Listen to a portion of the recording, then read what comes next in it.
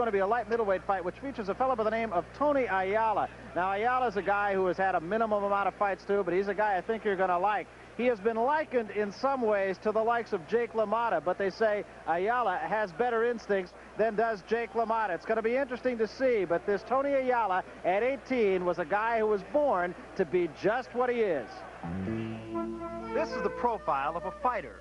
Tony Ayala was born on February 13, 1963, the third of 4 sons of Antonio and Pauline Ayala. At the age of 5, Tony had his first amateur fight. And now at 18, El Torito, the baby bull, is a highly touted junior middleweight contender who still reflects on how it all began. I saw my two older brothers fight once in a small town in Texas.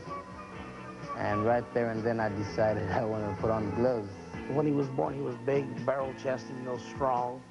And I picked the name of Torito because the way he used to strut around as a youngster, as a young bull, you know, a young Torito. Ayala compiled 140 wins as an amateur, but his heart and his aspirations forced him to turn pro. I think he must have been a pro right from the first day he laced a pair of gloves on. He's got all the attributes to be a champion. He knows what he wants. He knows what he knows how to move. I've never seen such professional talent come out of a youngster, you know, 17, just turned 18, as the Tony Ayala. That talent was never more evident than in his last professional fight. The baby bull knocked out Jose Baltazar in just 2 rounds. By September of this year, Tony Ayala expects to be ready for Maurice Hope, Ayub Kaluli, or who knows? Maybe Kaluli's next opponent, Sugar Ray Leonard. The thing that he's looking for, that I'm looking forward, is for him to enjoy the fruits of his labor. It's something to be very proud of. A world crown in the family.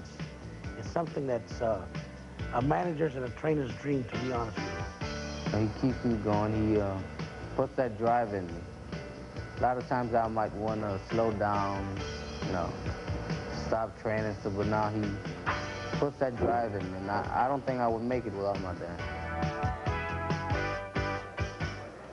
Well, he's just done just fine with his dad so far. 8-0, 7 knockouts. Fight number 9 upcoming. Let's go to the ring announcer for the participants. Next bout. The next bout of the evening, ladies and gentlemen, is for 8 rounds. Coming from Vineland, New Jersey, wearing the green trunks, white stripes, weighing 156 1/4 pounds, Mario Maldonado. Mario Maldonado. His opponent from San Antonio, Texas, wearing blue trunks with white stripes, weighing 154 3/4, Tony Ayala. Tony Ayala. 8 rounds. So let's take a look at the tail of the tape in this one. Maldonado, 20 years old, gives away 2 years to Ayala, who is just 18 years old. A couple of young fighters. And Maldonado really is not exactly chopped liver. He's a guy knocked out Roger Leonard, Sugar Ray Leonard's brother, the last time out. Pretty good fighter. We saw him, in fact, on HBO on the same card that Marvin Hagler fought for the last championship. This is a guy I think is going to test Ayala. In that case, you kind of wonder whether, by this guy being 18 years old, whether or not his father could be pushing him a little bit too fast. Well, and the other factor, too, he has had 7 knockouts, none of which has gone more than 2 rounds. Well, I think that this is going to be more of a slugfest in the beginning, not of more of a boxing, but a slugfest. Maldonado is ranked. Punches. Maldonado ranked number 8 amongst the junior middleweights, and this will be the first ranked fighter that Tony Ayala has had a chance to get up against. So unquestionably, it will be Ayala's sternest test so far.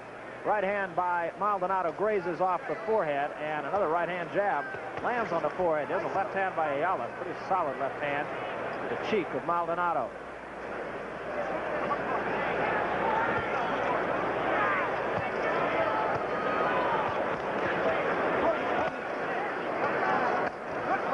Right hand to the stomach, and another right hand back with a left. This is what I was saying. I told you this would be a slugfest.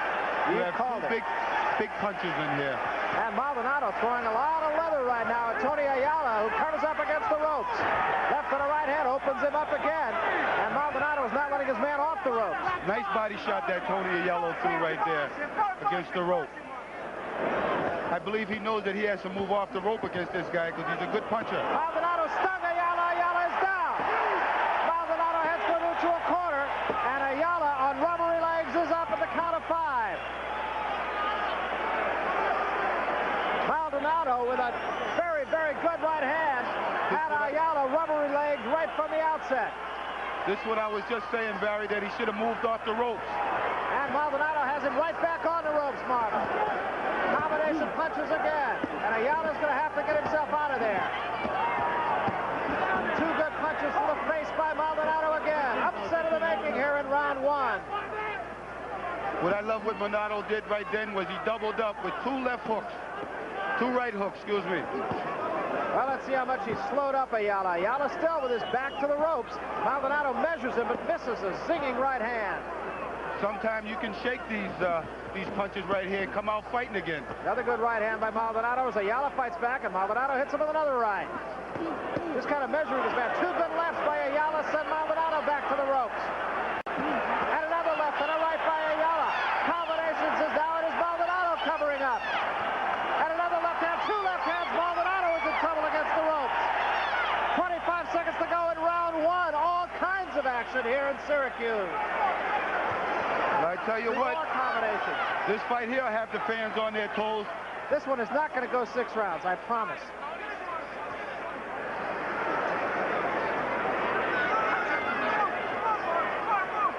Maldonado is now slowed down perceptibly. Now it is Ayala who is the aggressor as we come to the end of round 1.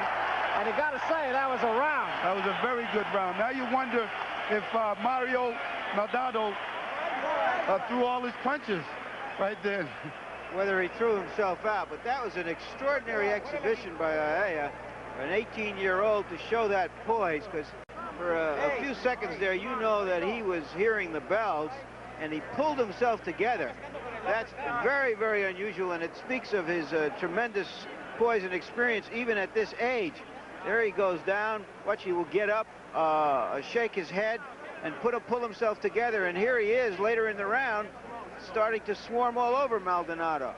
Well, I believe that he took him kind of lightly there in the first round. He went out. Sometimes, you know, you just have to feel a guy out in the first round. But I think that he should have respected him a little bit more. Well, I guess he knows he's a great prospect, but he's got to prove it every time out. So Tony Ayala comes out there now. Interestingly, we talked about Maldonado having knocked out Roger Leonard. Tony Ayala also knocked out Roger Leonard. He did so at the age of 15. Again, a lot of offense right at the get-go here. Going to be a real test for Maldonado, as Marvin Hagler mentioned, to see whether or not he used himself up in the first round. Ayala is now the stalker. Maldonado, the stalkee. Right up over our microphones now, and Maldonado gets out of the situation against the ropes. Both men have been in trouble on the ropes. Tony Ayala seems like he's just taking his time, putting the pressure in, and he's throwing big bombs. He wants to get him back. Once again, a left hand scores. Maldonado goes rubbery for just a moment. Now tries to fight back, but misses 2. And now gets out from the ropes. Ayala, good strong left hand. They used to talk about George Foreman having heavy hands, and Ayala seems to have that same asset.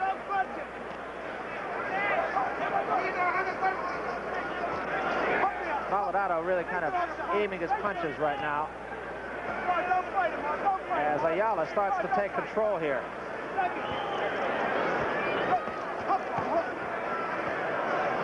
I think Mario right now at this point is trying to let Tony Ayala punch himself out now.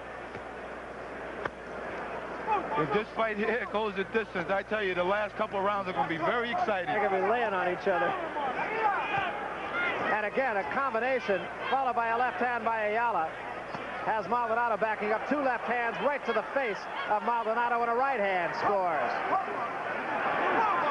And once more, Maldonado on rubbery legs. as Ayala pressures him into the ropes. Scores with a left and a right and a left to the body.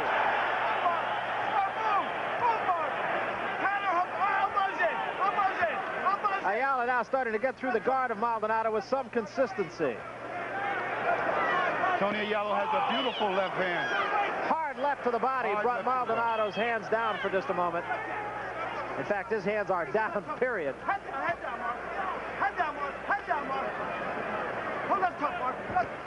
Coming up on the 30-second mark, remaining in the second round here. A lot of punches have been thrown.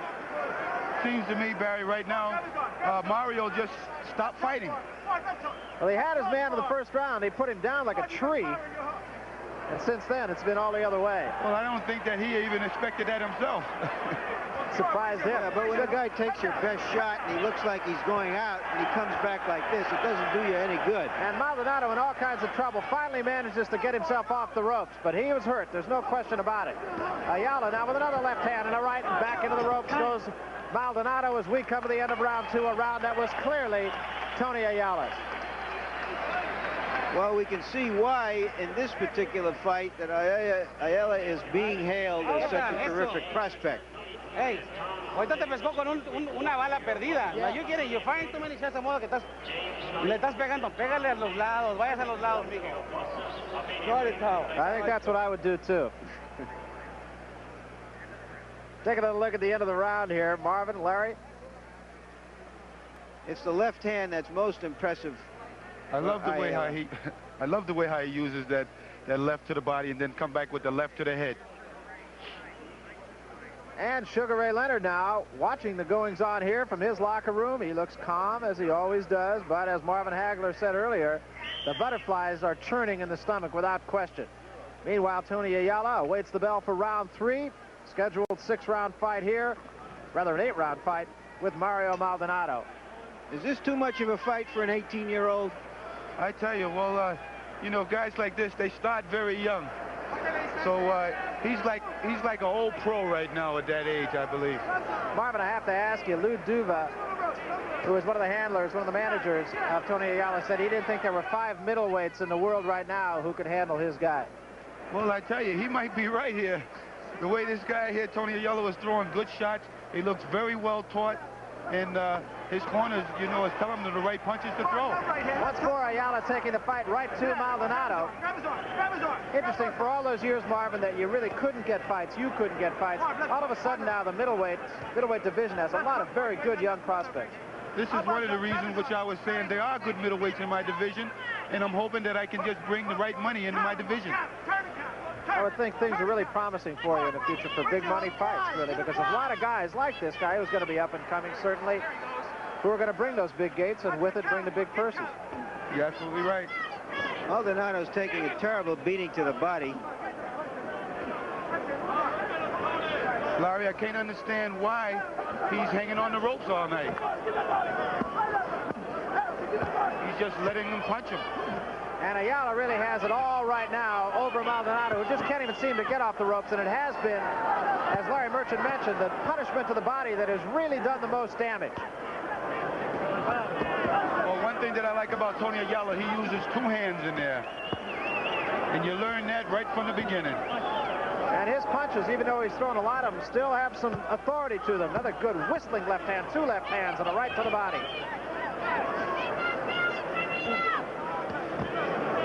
And a right to the head scores. I believe that did take a lot out of Mario. That first round. Mario just doesn't look capable of even getting off the ropes right now. In fact, in his corner between the last 2 rounds, he was breathing very heavily, whistling right hand to the cheek of Mario Maldonado, and he's doing well just to stand there right now. Well, I do feel as though that he's able to take a very good punch, this Mario, because Ayala's caught him with some very good body shots and head shots. Always easy to underestimate how important body shots are, and you're getting a pretty good education in them right now. Hey, believe it, in those body shots you cannot shake. You saw the mouthpiece of Maldonado go out, and with it, Maldonado go down. Talks to the official.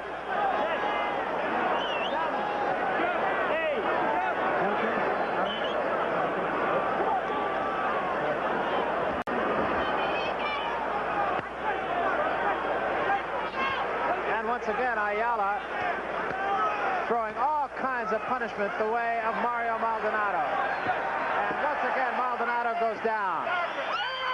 And that is the end of it, and Ayala is the winner. And a convincing winner. So Tony Ayala really with an impressive victory after being on the canvas in the first round. I really don't believe that Mario was really hurt. I just believe he was tired, and he was just looking for a spot to quit. I think so, too. And he took an awful lot of punishment. And as you mentioned, most of the punishment coming to the body. So those there will wear you down. The body shots, they will wear you down. Well, Maldonado had his shot at him. He had his man down for a count of 5. And, in fact, even after that, Ayala was a little rubber-legged. And Maldonado goes over and said, "You have done it, my man." And he really did a good job on it. We're going to have an opportunity in just a moment to speak with the winner, Tony Ayala, here. Larry Merchant has gone into the ring, and we'll be ready with that interview in just a moment. Lou Duva, Tony Ayala, standing right over our HBO microphones here in Syracuse. Maldonado, a game fighter, had a lot of experience, has scored a couple of impressive victories himself, and in fact had his man down in the first round with some damaging punches of his own just a few moments ago. But after that knockdown, it was all Tony Ayala. Right now, let's go up to Larry Merchant, who is with Tony Ayala. Larry? Tony, in a couple of words, what happened in the first round? I was in cold, you know, it wasn't going too hot for our club, you know. Ramos fought a hell of a fight, only he ran all night, and I was expecting this guy to go too. Now I guess I wasn't warm enough. You know, but you looked there for a moment like you just might not survive that. Did you think that? You looked into the corner and you said, "I don't know what happened." No, that was it. You know, I said, hey, I got caught, you know, but it wasn't that when I was hurt that I wasn't going to continue. I got enough smarts that I could get out of trouble, you know. Like I said before, if I get caught, you know, you never know when these things are going to happen. Lou, what does this kind of experience tell you about this young fighter? Well, it tells me right away he's going to be a great fighter. A great fighters are made when they come off the floor. And until they're on that floor and get up off that floor and show what they're made of, they don't know you're taking a calculated risk. This kid got off the floor. He got caught cold. This kid's destined to be a champion. Well, there you saw it. Everybody gets knocked down. The question is, what do you do when you get up? And we saw what Tony Ayala did. Now back to ringside. So Tony Ayala is the winner. Let's take one more look at that final action here. That is Maldonado in the green trunks against the ropes, and he at this juncture had really absorbed a lot of punishment. As Marvin Hagler said, he was just looking for a place to fall, and there wasn't even a punch there, and he just said, that's it. Enough is enough. And the winner is Tony Ayala, a convincing victory to be sure. Let's now go up to the ring and ring announcer Dick Tobin. Ladies and gentlemen, the time, 2 minutes, 57 seconds of the third round. The winner by a knockout, Tony Ayala. Tony Ayala.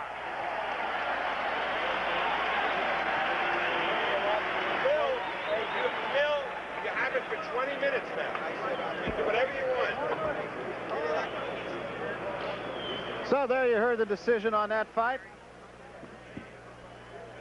Tony Ayala, I guess you'd have to say an easy winner, although it didn't look so for a moment in the first round there.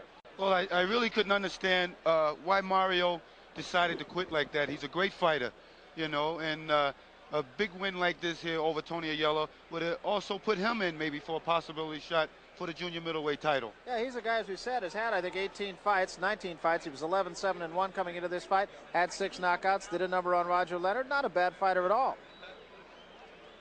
I'm a believer. I know one thing. I don't know how far he's going to go, whether when he gets in with the quality of fighter of Marvin Hagler, whether he's going to be able to get up, or when he gets up, whether he's going to be able to survive the next minute and a half. But I do know that this kid will make a lot of money before he hangs his gloves up. Oh, believe it. Because he's an exciting fighter, and people will want to see him fight. Crowd pleaser. I don't think there's any question about it. You know, we've mentioned time and again that despite the welterweight championship fight, we've had an opportunity to see a lot of, quote, future champions tonight. One of those was Davey Moore. Let's go back to a fight that he had a little bit earlier tonight with a fellow by the name of Tony Suero. This is round 4. Davey Moore in the red trunks with the white stripe.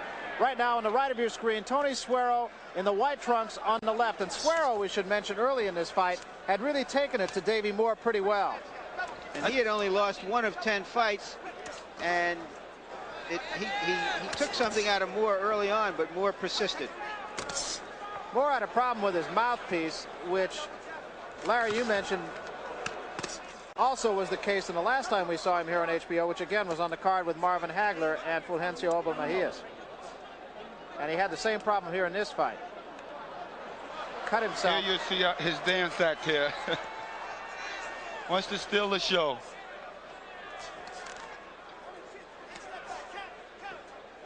What I loved about this fight here with Tony Suero was that he was a very game kid. Very game. Suero gave Moore a pretty good shot early in the second round.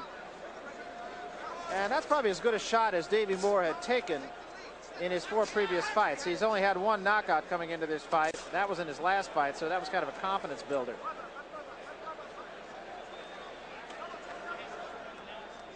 Suero started to get a little bit tired along about this point. Remember, this is the 4th round of the fight. And Davey Moore's confidence was growing with just about every punch. There you saw a pretty good whistling left hand. Even though it hit up on the shoulder, it still slowed up Suero. Outstanding right hand there by Davey Moore, and that was just about the coup de grace, the beginning of the end for Suero. If you remember, we thought that the referee should have stopped this fight here a little bit earlier than what he did. Now, Suero took a pretty good beating. There you see him bounce off the ropes. You could almost tell at that juncture that he really had nothing left.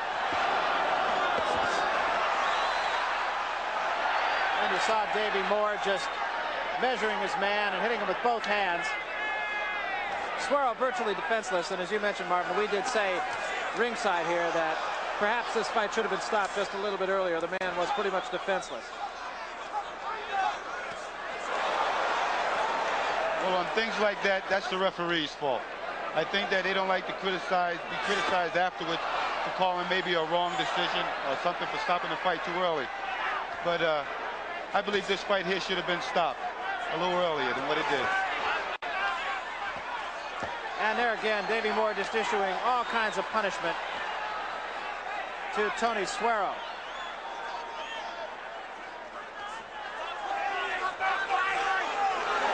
And at this juncture, it was just about the end of the end. And that was it. The referee steps in, stops it. Suero at this point is saying, is this Syracuse? Is this Buffalo? Or am I in Chicago? And Davey Moore was the winner of his 5th consecutive fight. 2nd knockout in a row. Quick lap of the ring, and Suero just takes a breather and says, well, we'll have to try it again next time. So we're really getting a look at a lot of good young fighters who are just up and coming. They all been tested tonight. They really have been tested. I think that, as Larry Merchant mentioned earlier, is a credit to the promoters of this fight who have matched these guys, not against guys who are going to take a fall early on, but just guys who are going to give them a pretty good test. Very good fights tonight. Very good fights. And I believe that all this can do is help the other fighters to keep them moving, create them that great incentive that, hey, I can be a champion. How long does it take, just going back in your own career, Marvin, before you can go in the ring there and really kind of take charge, really go in there and say, this man is here for me and I'm going to take care of him and it's my ring and my business and I'm going to be able to do my job? Well, Barry, you know the first thing that most trainers tell you is to go out and fill the guy out first, not unless you really have the good skinny on the guy. So I believe that this is how most of the fighters were tonight. They went out, filled them out the first round, knew their job, what they had to do, and just went about it. I think that brings up a good point, too. Sugar Ray Leonard, we know everything about Sugar Ray Leonard. Larry Bonds, the guy who he's going to be fighting in just a little while, we don't know anything about Larry Bonds. Is that going to be a problem, you feel, just as you mentioned, for Sugar Ray Leonard tonight? No, I believe that it's going to take Sugar Ray Leonard a couple rounds really to figure out the southpaw style. Leonard has fought a couple of southpaws before, so it really shouldn't take him that longer, you know? Now, he says he hasn't had any trouble with sophomores. I've done it again, southpaws. But in this case, and if you look at the record, he actually has. He went the distance with one of them. He did manage to knock the other one out in 4 rounds, but this is only the 3rd left-hander that Sugar Ray Leonard has fought. Well, you know, you need that. You need to fight a couple of southpaws in there, because in this game here, hey, the southpaws are out there. The question is for Larry Bonds, and he himself has said this. He said, I can't go out there and try to knock Sugar Ray Leonard out. That's just a ridiculous thought. I got to go 15 rounds. And I guess that's the kind of attitude you have to have. No, I think that's a wrong attitude right now. He has to be very positive and very confident in himself that he can win this fight. He knows that this can be his future. If he knocks out Sugar Ray Leonard, all the money's going to come his way. All the fights are going to come his way. His biggest problem, what we said, why his record shows that he haven't had that many fights, was because he said that he was having trouble getting the fights.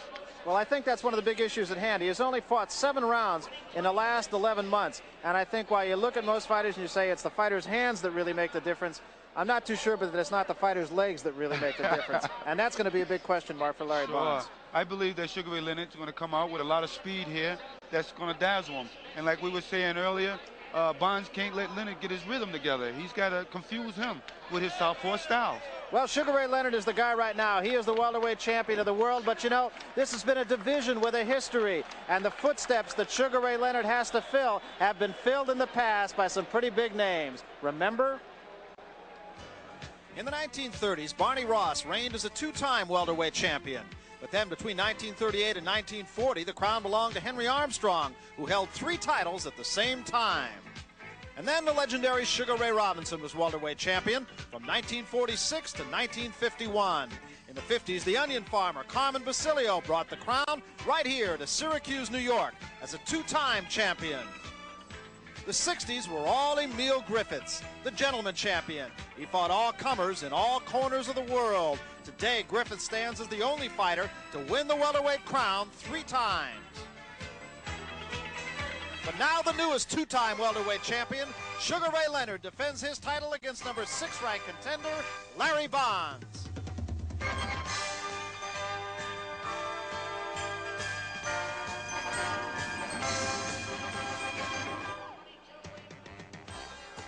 Live from the Carrier Dome in Syracuse, New York, it's the main event.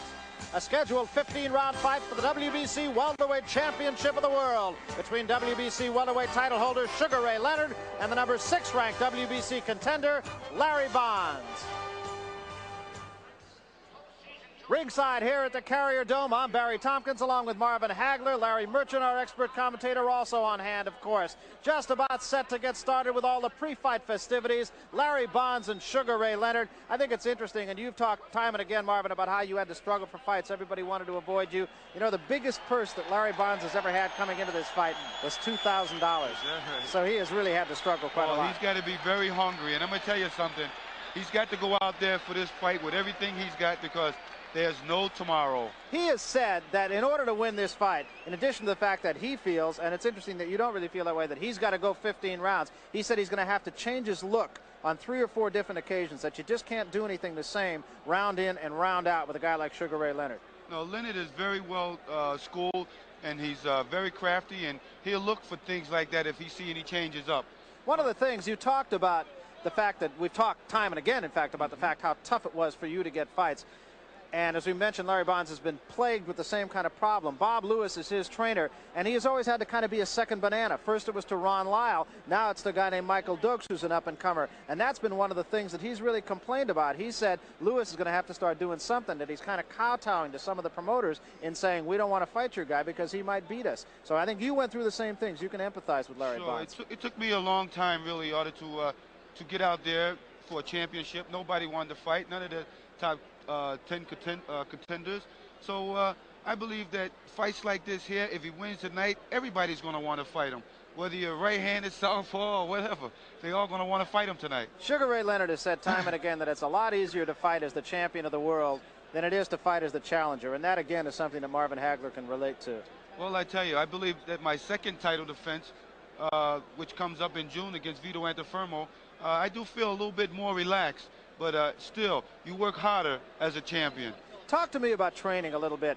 Is it an easy thing to talk yourself into the fact that you're doing everything for a fight like the Larry Bonds fight as you did for a fight like the Roberto Duran fight, or in your case, the Alan Minter fight as opposed to the Obo Mahias fight? Every fight you have to take as though it's a championship fight. That is the way that I train. That's the way I've always trained, and that's the way I'm going to continue to train. What do you do in this case if you're Sugar Ray Leonard? People say you got to carry the guy for a little bit of time. Obviously, everybody looks at this fight and says this is just a tune-up fight because everybody knows that Sugar Ray Leonard's next opponent is a left-hander, even though Ayub Kalule is a very different-looking left-hander than is Larry Bonds. He's more of an upright fighter, and he's got a bigger punch than Larry Bonds. What do you do if you're Sugar Ray Leonard? Just go out there and try to get him, try to confuse him right at the beginning, and just not let him get away with anything? I think he almost has to do what Duran did, and that's put the pressure on him right from the beginning. And he's got a great following here tonight in the Dome, and you can see how all the people are very enthusiastic about him being here. And I think you're going to see a good fight because when the crowd's behind him, he seems to razzle him, get him really going, and I think the crowd helps him to motivate, gets him motivated, and his speed just comes right out. He really does. In fact, the guy is really a salesman. He put 25,000 bodies into the Carrier Dome here in Syracuse. Did so all by his lonesome, I think, because I don't think it was Larry Bonds that really brought him. All of a sudden, Sugar Ray Leonard is the people's choice. And I tell you, everywhere he goes, the man commands a crowd. People's champion. Ray Charles Leonard is the most celebrated fighter in the world today. Yet there was a time when people doubted his progression from Olympic hero to welterweight champion. In the early stages of my career, I was criticized quite often because people felt that I was being moved along too quickly. They didn't understand the pace, which at the present time is quite evident that the pace was successful. July 18th, 1978. That was HBO's first look at Sugar Ray Leonard as he disposed of a gutsy Dick Eklund. His flamboyant style packed houses and silenced a lot of the critics. He was much more than an up-and-coming welterweight. Ray's quick feet and his gift as an entertainer in the mold of Muhammad Ali made him boxing's richest contender in history, thanks in large part to his lawyer, Mike Traynor, who wisely set up Ray Leonard Incorporated. I didn't know how well he could box, frankly. I mean, I watched him in the Olympics, but I had no idea what the competition was. And that was James Morton's department, not mine. And I could remember asking him, you know, we've got everything all set up, can he box? And he said, don't worry about his boxing, you set up the business part of it, everything else will fall into place. One by one, opponents like Johnny Gant, a crosstown rival, fell to their accustomed place on the deck. In the early stages of my career against Prado and Johnny Gant was very, very critical because these guys, they considered in boxing terms as a sleeper, guys that were able to knock off a top prospect. And I was the top prospect. I was the future champion. Finally, on November 30th, 1979, Ray knocked out Wilfredo Benitez to capture the title. I think that fight, along with the first Duran fight, lost perspective. I got caught up in all the promotional hype, the gimmicks, and what have you. What you saw with myself and Benitez was not really Sugar Ray Leonard because I was too tight. I felt that I trained a little too hard. I did not reserve enough strength because if so, I would have knocked him out sooner. Then the media hype began for the brawl in Montreal with ominous Roberto Duran. You know, people talk about how obscure his eyes are. His eyes don't do any punching, and he got to realize that also. But Sugar Ray lost that historic face-to-face encounter with Duran, and the media questioned why Ray stood toe-to-toe. People that come to me with talk that I didn't fight my fight, I should have did this, I should have did that. But I tell them, you get in the ring with Duran. You fight him your way and see whether or not you're successful. That first fight, Ray, I thought, completely dominated the fight because he was really hurting Duran to the body. And I think it showed up well in the second fight. Then on November 25th, 1980, Sugar Ray humiliated the Macho Man. Duran's cries of "No mas" haunt Ray to this day. You see, the press, public, everyone wanted to say Duran was ill or Duran had a legitimate reason. Duran had no legitimate reason. Duran just quit because he didn't want me to knock him out. I hold no respect for him as far as a man's concerned. I respect him as a fighter. Don't get me wrong. I respect him as a fighter and as his accomplishments, his credentials. But as a man, I can't. How can I? Sugar Ray Leonard, the charismatic 24-year-old WBC welterweight champion, who has become America's newest hero. If you think all the publicity has gone to his head, forget it. He doesn't act. Ray's Ray. And what you see, because he's so consistent, that's Ray Leonard. I don't want to be the guy. I don't want anyone to say, okay, well, Sugar Ray Leonard is the greatest fighter of all time because there's going to be someone else they're going to say is greater than you, greater than me. It makes no difference. As long as they say, well, the guy was okay. So go to Merchant. Well, Larry Merchant is a guy who has been around Sugar Ray Leonard going all the way back to the 1966 Olympic Games. In fact, even a little bit before that, right through the time now when he is the welterweight champion of the world for the second time. And Larry has some comments on the champion. Larry? In his 2 fights with Roberto Duran last year, Sugar Ray Leonard grossed nearly $18 million.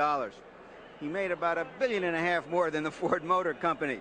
So why is he fighting Larry Bonds? And who is Larry Bonds? For Leonard, this is the first part of a 3-fight strategy. The next fight scheduled for June is supposed to be against Ayub Kalouli, the junior middleweight champion. And after that, later in the year, a big one against a dangerous opponent. Either Hearns, the WBA champion, Cuevas, the former WBA champion, or our color man tonight, Marvin Hagler. For the opponent tonight, for the challenger, Larry Bonds, this is like hitting the jackpot or the lottery.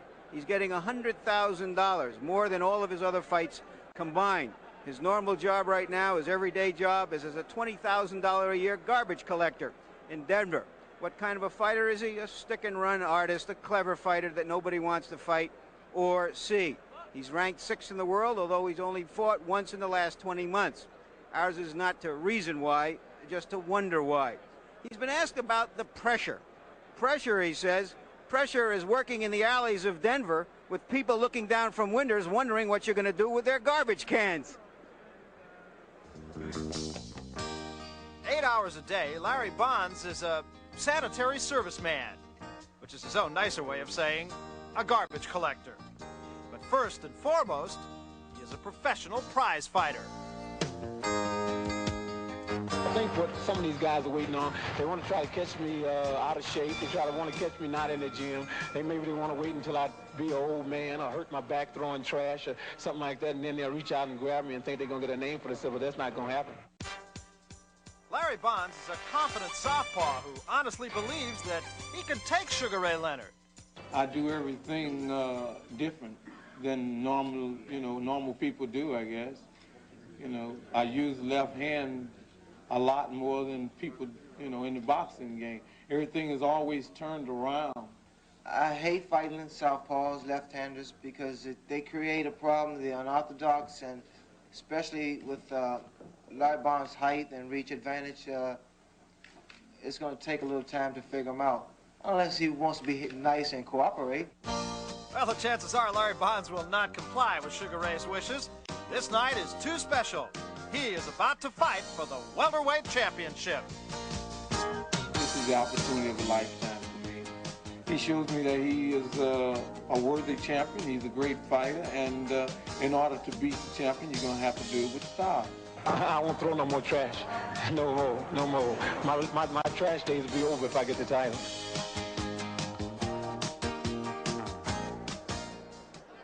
Well, Larry Bonds' big moment is just about to get underway here. He is working his way down into the ring in just a couple of moments, has just left his dressing room scant moments ago. He did make one comment that I thought was kind of interesting, though. He said, I do plan to still work for the city when I get finished with all of this. And we said, well, what if you win? And he said, well, I'll work as mayor. We got plenty of boxing upcoming here on Home Box Office Saturday, April the 11th. And is this a good fight? The World Heavyweight Championship. Larry Holmes and Trevor Berbick. Larry Merchant and I will be ringside for that one, along with the man you're about to see, Sugar Ray Leonard. So live coverage of the Larry Holmes title fight, his 9th defense. And he goes against the Canadian champion, Trevor Berbick. That's live from Caesars Palace in Las Vegas. It all starts at 10 o'clock, 9 Central. April 11th should be a good fight.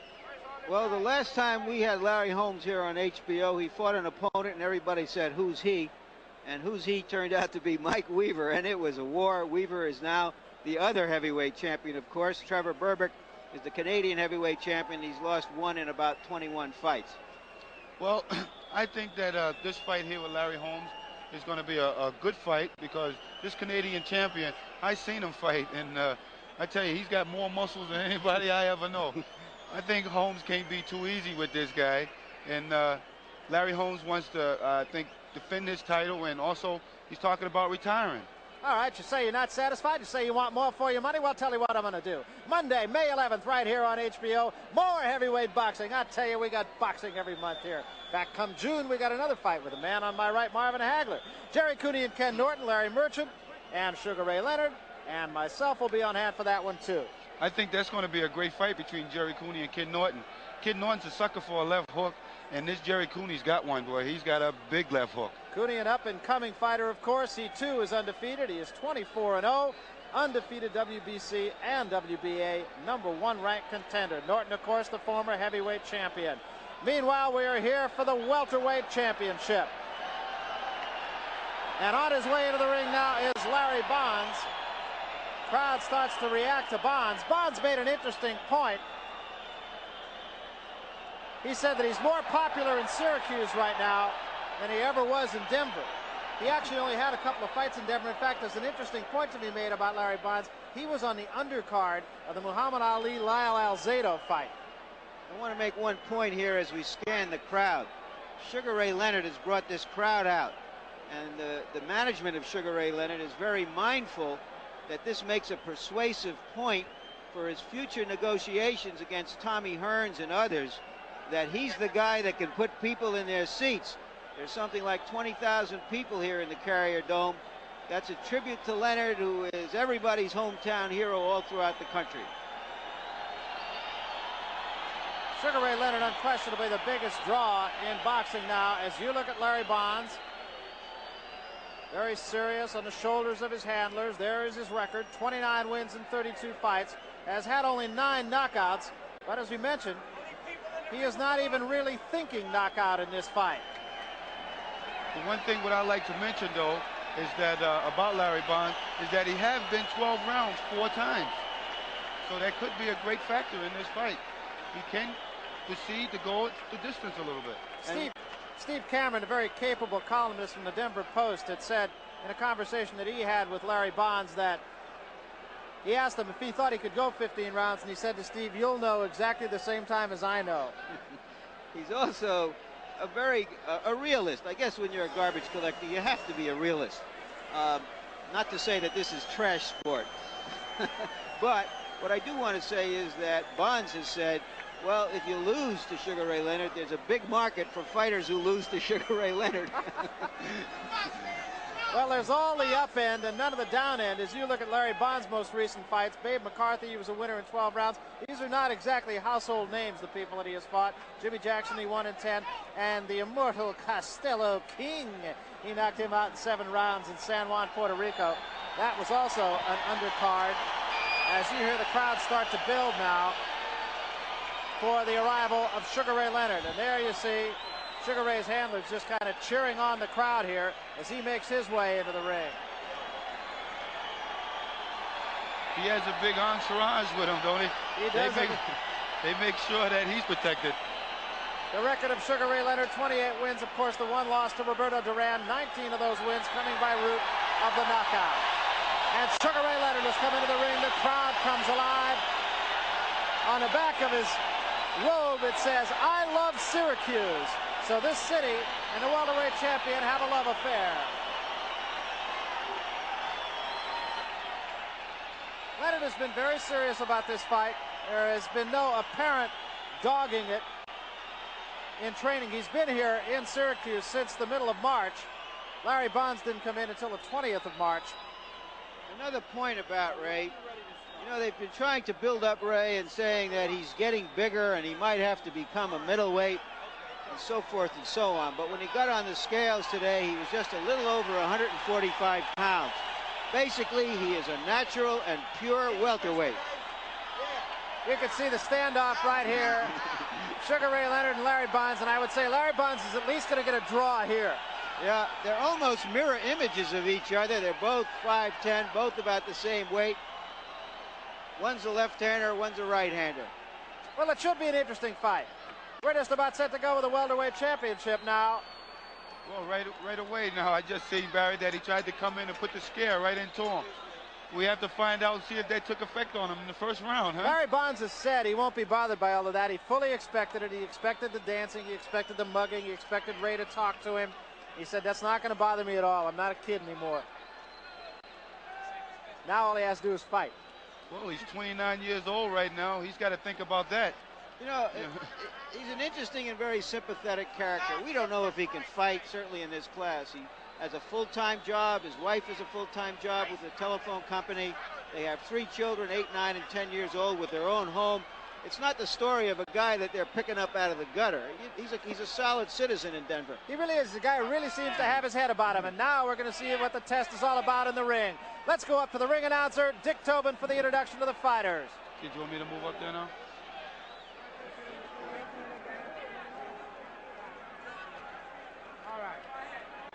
All right, here we go.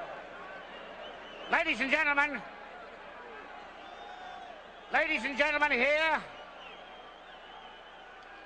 here's a few fighters representing Syracuse here.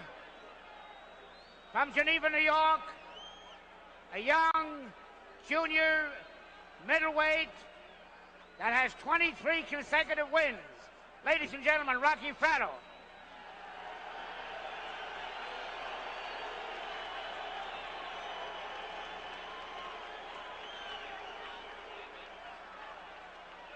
Here's the young fellow you all know, ladies and gentlemen. A very good light heavyweight a few years back. From Syracuse, New York, Hal TNT Carroll.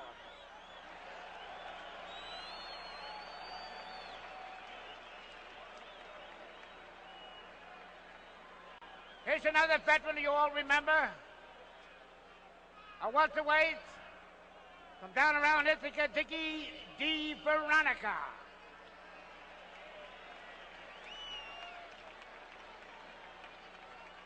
Here is the former welterweight champion of the world from Canastota, New York, Billy Backus.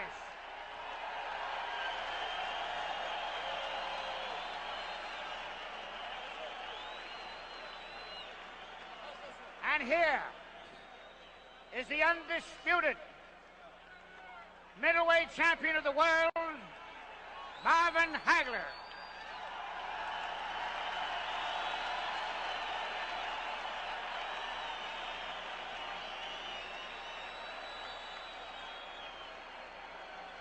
Here's the old veteran, ladies and gentlemen, from Canastota, New York, the former welterweight and middleweight champion of the world, ladies and gentlemen, Carmen Basilio.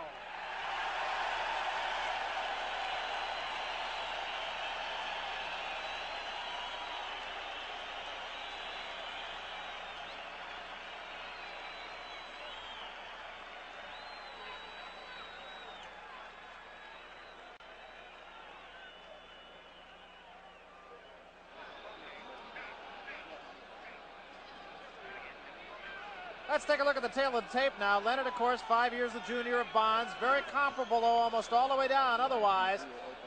Leonard coming in just 3/4 of a pound heavier than Bonds. 2-inch reach advantage for Bonds. Everything else very, very comparable.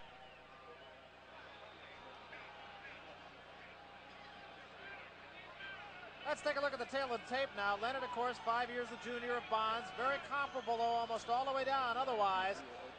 Leonard coming in just 3/4 of a pound heavier than Bonds. 2-inch reach advantage for Bonds. Everything else very, very comparable. Now, whether or not they're comparable in the ring remains to be seen. Sugar Ray Leonard, of course, the champion.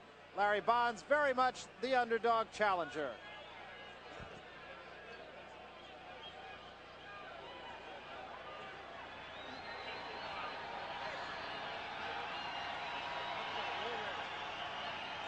Crowd starts to come alive now, and for the introduction to the fighters, let's go up to Dick Tobin. Ladies and gentlemen,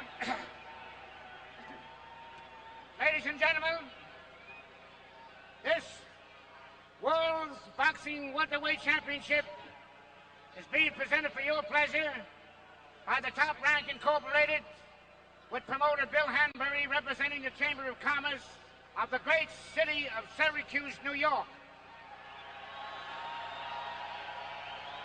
This bout is being sanctioned and supervised by the New York State Athletic Commission, the Honorable John M. Prenderville, the chairman.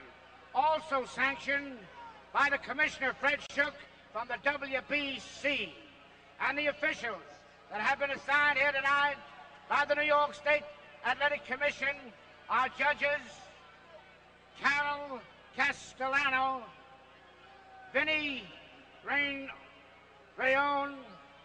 and Harold Liederman. The attending physicians at ringside tonight is Dr. Armin Sankata and Dr. John Mirola. And the referee for this bout is Arthur Mercanti. This is the main final bout of the evening. It's for 15 rounds for the World's Boxing Council Welterweight Championship. Coming here tonight from Denver, Colorado. He's wearing the red trunks with white stripes. He weighs 144 3/4. Larry Bonds.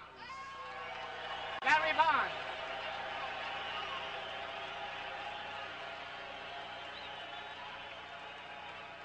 Now his opponent from Mitchellville, Maryland, wearing the white trunks with red stripes and weighing 145.5.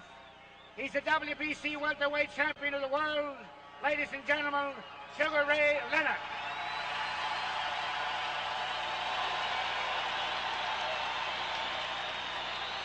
You can feel electricity. You really can. It's that way in every championship fight. This one is no exception. You have to look at the odds and say they're long for Larry Bonds, but nonetheless, there is that electricity. Sugar and Larry. This contest for the Welterweight Championship of the World will be governed by the rules of the World Boxing Council. In the event of a knockdown, you must take an 8 count. The 3 knockdown rule has been waived. You will be penalized for any illegal blows. When I say break, break. Shake hands now, return to your corners to await the starting bell. Good luck. Well, you saw the stairs. All the gamesmanship is over. All there is now is just to get to it, and that's exactly what we're about to do. Welterweight Championship of the World. We're at the Carrier-Drome in Syracuse, New York. Some 20,000 people on hand for this one. Round 1, scheduled 15-rounder. Crowd comes alive right at the get-go.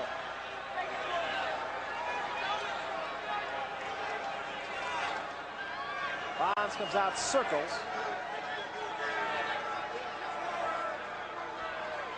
Larry Bonds, remember, has fought only 7 rounds in 11 months.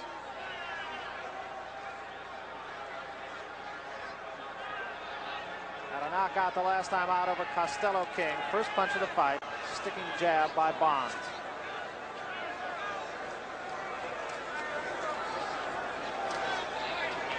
Bonds has said he's got to change strategies time and again in this fight. Can't show any kind of consistency against the likes of Sugar Ray Leonard. It's interesting that the role for Leonard is exactly reversed as in the Duran fights. He's now the chaser instead of the chasee. Well, you know, you're right there. I think this is the fill-out round here. You know, they're both trying to see what shots they can get in there. And I think that he wants to move right now and try to draw Leonard to do what he don't want to do. Early in the first round here, first right hand thrown by Leonard. Whistles by the nose of Larry Bonds. Bonds dancing in his own corner now, up on his toes. Larry Bonds has gone 12 rounds on 2 different occasions. So going a distance is not totally unusual to him. It's just the fact that he has not had a lot of activity in the last year. Well, the way that he's built, by slim that he is, he should have great hand speed. He's the kind of guy that when he fights well, makes his opponent look bad. Right hand to the top of the head of Sugar Ray Leonard, little damage. Coming up on the 2-minute mark, round 1, Welterweight Championship of the World. Sugar Ray Leonard on the left, that is Larry Bonds, the challenger, and a long shot challenger in the red trunks.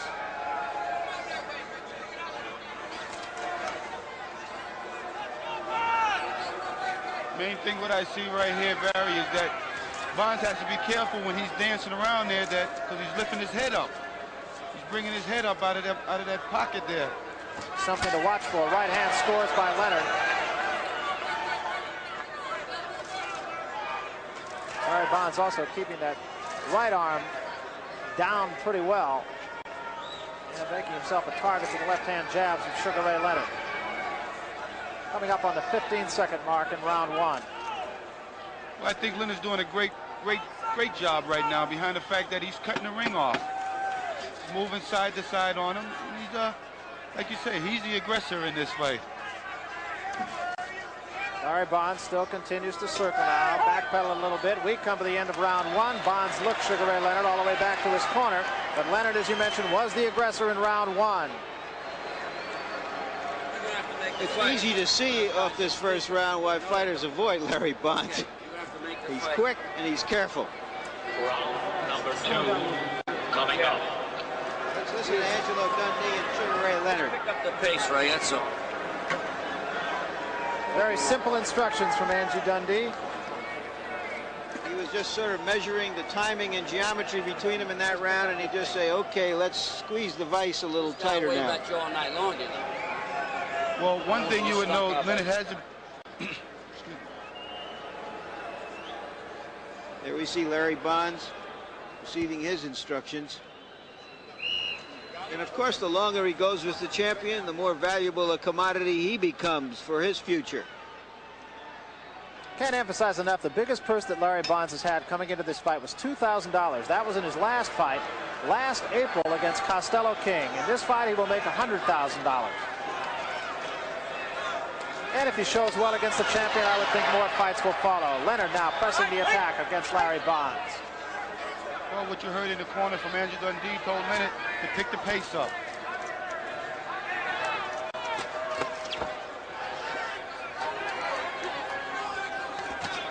Leonard, the master, right hand to the chest of Larry Bonds. And first time Bonds tries to force the action a little bit. Comes up pretty much empty. Left hand to the face does score. And Leonard comes back at him, ties him up.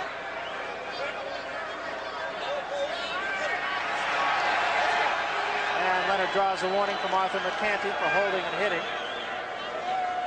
Well, Leonard's got to have a little nerve in him, you know, because I tell you, it only takes a second out there. He shouldn't be too careful. I mean, you know, he's a little bit too relaxed. Well, that, of course, is the danger that everyone that has had anything to do with this fight has talked about. That it's very easy to overlook someone like Larry Bonds. You can tell yourself time and time again that you're not going to do it. Then when it gets down to it, you do it. Well, you know he's very confident, you know, and you can see that he's just really just walking right on top of Bonds. Leonard did score with an uppercut. There's another uppercut, the left hand behind that to the cheek of Larry Bonds, spins him away from the ropes. He's using the ring very well. He's cutting off Bonds. Bonds has got to be more fast and more accurate with his jab. Bonds misses with a combination there. Make Leonard respect him a little more. Right above us now, Leonard works on Bonds against the ropes here. No damage in the fight. We're in the second round. All of that action absorbed by the gloves of Larry Bonds. Coming up on the 1 minute mark, round 2, welterweight championship. We're in Syracuse, New York. Good combination, scoring against Larry Bonds by the champion. Bonds tries to come back with that right hand jab. And again, a combination left hand right across the face of Larry Bonds. And another left hand to the face of Bonds now in his own corner. Bonds gets a jab in on the face of Leonard, gets himself extricated from that corner. Larry Bonds has only been down once in his boxing career. He was stopped one other time on cuts. 2 quick jabs by Bonds.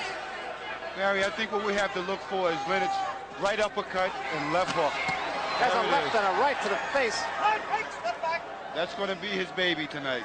You can really see Leonard setting up his man with the left hand and then coming back with the right hand. Scores again. Right there. And that one hurt Larry Bonds, caused his arms to drop. Bonds was just shook with that right there. Bonds on the bicycle now. And Leonard again with the right hand lead this time. Another right uppercut, scores to the nose of Larry Bonds. Well, you see Leonard holding, though, behind the head and punching. One thing that the referee is going to have to really start jumping on a little quicker. Arthur McCanty did warn Leonard about that one time, so we'll keep an eye on that. That round clearly the champions. You know, in one respect, this is a good fight for Leonard because when you come off 2 major fights like he had with Duran, it's just so difficult mentally and emotionally to gather yourself for another big fight. He needs this kind of fight. He needs another fight before he can say, okay, now I've got to really go to work for a strong opponent. Let's take a look at some of that action right here as Leonard stalks Bonds. There's the right hand, shook Bonds just a bit, but the next right hand missed. Well, you can see that he's been training real well to shoot a lot of right hands at the southpaw.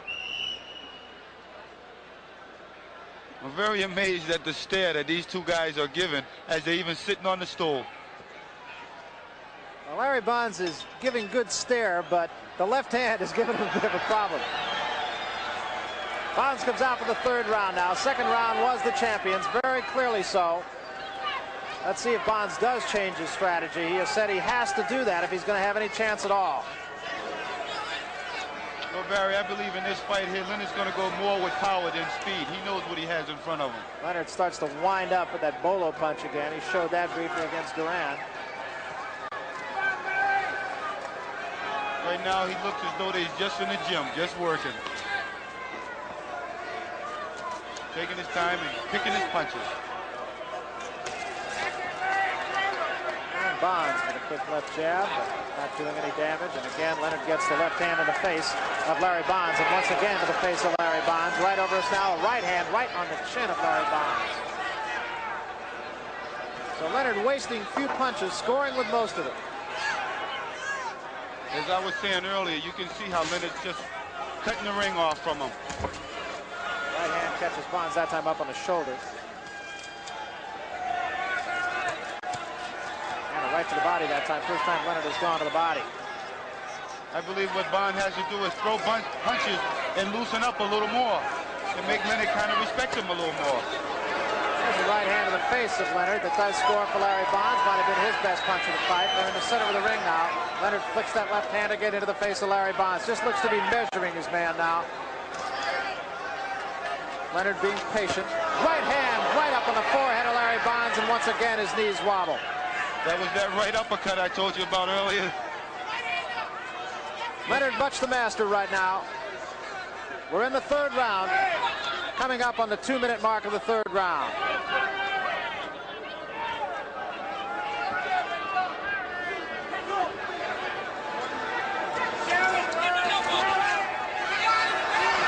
Going to a windmill style. Right hand once again catches the challenger Larry Bonds on the cheek.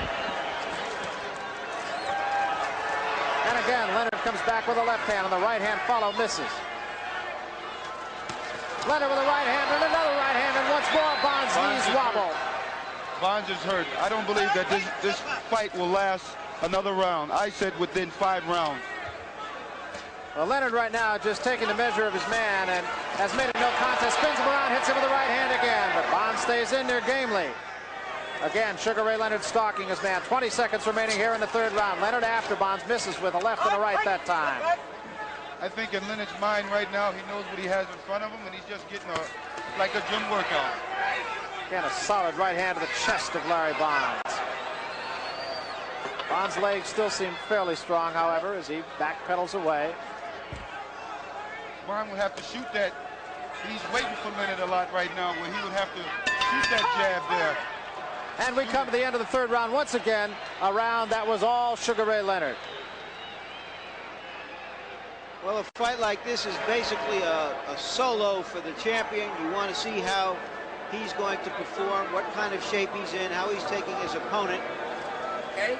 All eyes are trained on Sugar Ray Leonard, as we are here. Let's take a look at some of those actions and how Leonard is trying to solve his opponent.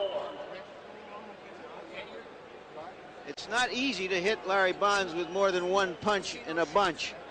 But what I'm so surprised about, it seems like even when he just touches him, he shakes him up. Yeah, I was going to say, that right hand was not really the best punch I've seen Sugar Ray Leonard throw, and yet seemed to catch him somewhere between the shoulder blade and the chin, and still it shook him. Sure.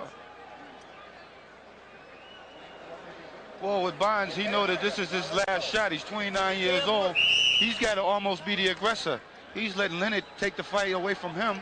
He's got to be the aggressor. He's got to go out. There's no tomorrow in this fight for him. Well, he said earlier this year that he really given some thought to quitting. That, of course, was before Sugar Ray Leonard gave him the opportunity of a championship fight. Well, it's a great opportunity for him. Round 4 now. Leonard has been the aggressor. Leonard has been the man that has scored. And the fight, I think it's safe to say, has been all Sugar Ray Leonard so far. He has had Larry Bonds off balance. Bonds has scored with a couple of jabs, but no more than that. Leonard still stalking Bonds right over our microphones now, sticking that left hand in Bonds' face, keeping him off balance. Another right hand crashes in on the chin of Larry Bonds. Bonds right against the ropes. And manages to stick Leonard with the right hand and get himself out of there now. This is what he has to do right here. He has to be first. Leonard missed with an uppercut that time, and that one sailed over the head of Larry Bonds, who seems to be getting a little bit more aggressive, almost as if there's no tomorrow. Well, now he's thinking about it right now. He knows there's no tomorrow. A guy who's not been known as a knockout puncher. He has had 9 knockouts in his career. Well, right now, basically, I think what Larry's trying to do is he's trying to confuse Ray. But Ray's just keeping that jab in his face to keep him off balance. Ray has controlled the fight. Once again, left-hand jab, and again a left-hand jab on Larry Bonds, and yet another one. Neither man has marked yet, but Leonard has been clearly the guy who has gotten the punches in.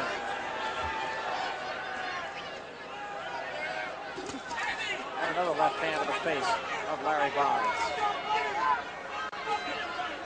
There's no way Leonard took Bonds lightly, and you can see that right now. He trained very hard for Bonds. He come in at 145.5. You know he's in terrific shape. His punches are crisp. He's not wasting any punches. Seems to be biding his time. Completely the master of his trade here. Again, he gets Bonds right in the corner.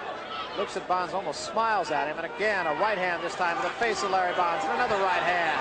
Right above us now. That right hand missed by Sugar Ray Leonard. Bonds bounces off the ropes, misses with the left hand. Leonard above us again now. Right hand to the face, and the left over the back of the head. Another right hand to the face of Bonds by Sugar Ray Leonard. Bonds tries to fight his way off the ropes. Can't do it. 2 lefts and a right score for Sugar Ray Leonard again. Right there was one of the punches I was telling you. Bonds, every time he tries to dance, he lifts his head up, and it's a target for Leonard. And another left hand hurt Larry Bonds in his own corner as they come to the center of the ring now. And again, against the ropes, is Larry Bonds. Right uppercut got in on Bonds' chin. This is where Bonds is making a big mistake right now by trying to stand there and slug with Leonard. Bonds scored with a left hand, but Leonard scored with 2. And another right hand and a left to the side of the face of Larry Bonds, who again is a little bit wobbly now. Another left hand to the face of Bonds by Sugar Ray Leonard. A flicking right jab is harmless. Back the other way. 3-4 punches to the face now of Larry Bonds. Right above us once more. A right hand and another right and a left hand, and Bonds goes down. Bonds still on all 4s. The count of 5, 6, 7, and he is up at the count of 7. Arthur Mercanti looks into his eyes now as time runs out in the 4th round. Let's go into Bonds' corner and see exactly what the situation is. Once more, Sugar Ray Leonard pressing the action and being the master. What did I tell you? I told you, I don't want you with your hands down over there. You understand what I'm saying? I want your hands up. I don't want your hands down. Telling him I don't want your hands down, I want your hands up. Easy advice to give for somebody who's not in there taking a punishment, isn't it? Well, this is survival time. You're bouncing around. And Marvin, you picked the 5th round. You want to sell your bet? Stick it in bonus. Well, one thing that we know for sure, Leonard is the puncher of this fight. Here's a little Muhammad Ali action by Sugar Ray Leonard, leading the crowd in cheers. And the crowd really comes alive. Arthur Mercanti telling Sugar Ray, stay back, just wait till the round starts. And it's time for a little showbiz now for Sugar Ray. He comes out in a hurry, meets Bonds even before Bonds gets to the middle of the ring. And Bonds is in a self-defense mode here. Right now, I think that he knows that he has his man, and he can exert himself with showboating right now. Got a left hand into the face of Bonds to start things.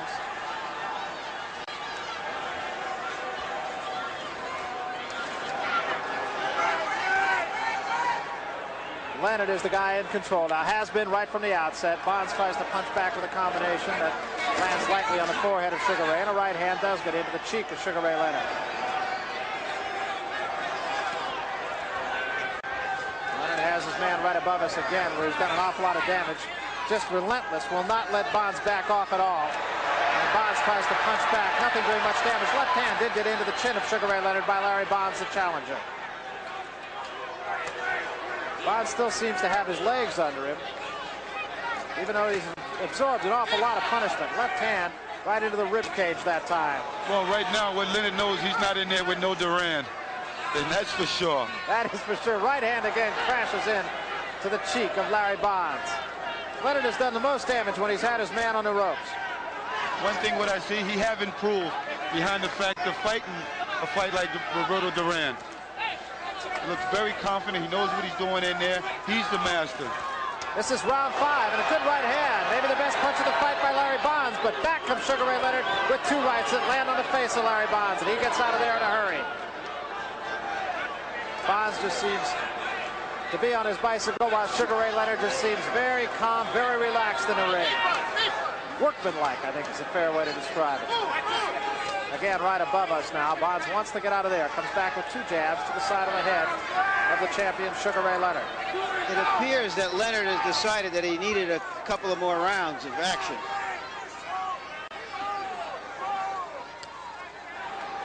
That left hand missed, and another left to the kidneys of Larry Bonds, and that will slow it out in a hurry. And now, once again, Larry Bonds' right hand is down by his cuffs.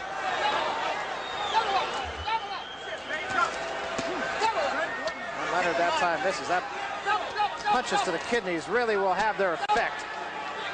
And again, Larry Bonds in his own corner. What he's doing right now is he's waiting for Bonds to shoot that jab out so he can step over and hit him with that. And there was a right hand once more that wobbles the legs of Larry Bonds. Leonard winds up with another right hand right to the chest of Bonds. Leonard wants to step over there and kill them kidneys. He's waiting for him to throw that jab out there so he can get over there and use them ribs. A couple of good solid punches to the kidneys. Is. There's another one. And that has got to slow you down. Look at where Larry Bonds' right hand is. It's down around his waistband most of the time. He's landed a few good punches on Leonard in this round when Leonard is loaded up. And that is the end of round 5. And Larry Bonds has really taken a beating right now from Sugar Ray Leonard. Those kidney punches have just got to ruin your whole day. Well, that'll bring him down. That's what Leonard's thinking. He wants to slow this guy down. He wants to make sure that he won't be doing that much dancing. And those, he's using his left hand very well, Leonard is. Getting over there, and those punches there will slow you down. Just don't stay there, in and out, bang. Let's go back now to round 4 and take another look at the knockdown punch. Marvin Hagler, why don't you talk us through this? Well, right there, you see what Leonard's doing is he's using his left hand there, but he got a little careless there, and he got popped too, I believe, in this round. Right now, he knows he has his man, and he's just really setting him up, looking for the big one. And there was one right hand scored, came back with a right to the face and a left to the side of the head, and down went the challenger, Larry Bonds. That was in the 4th round. We are now in round 6. Sugar Ray Leonard comes out. Crowd adjudicating him to finish him off. After letting up in the 5th round, Angelo Dundee told him to take care of the business and close the show right now. Let's see if he can. Larry Bonds just trying to move around, bob and weave. He has slowed down perceptibly, I think. Uppercut with the left hand misses by Leonard. Bonds is in there with the wrong man right now to be dropping his hands that low. Unquestionably, and he has been doing that for the last couple of rounds. Another left hand. It looks as though Sugar Ray Leonard could score at will with the left hand. Bit of a mouse under the right eye now of Larry Bonds.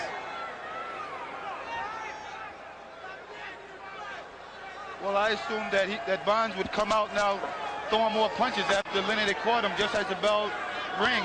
Bonds didn't seem as though he liked it that too much. Another one of those left hands to the kidney, and that just has got to be painful.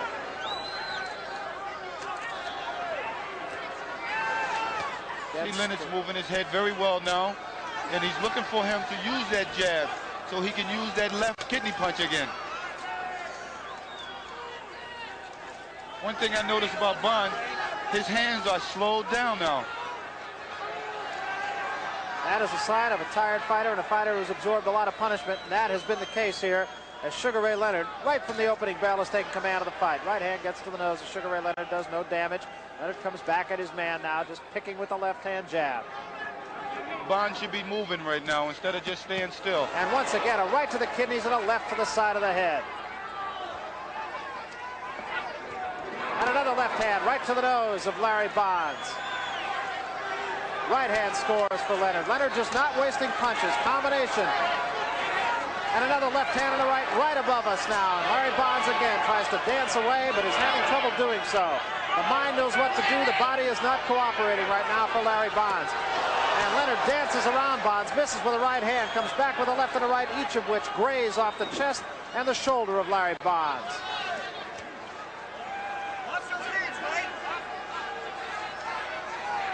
Ray has to be a little careful in there while he's leaning his head in and with his hands down.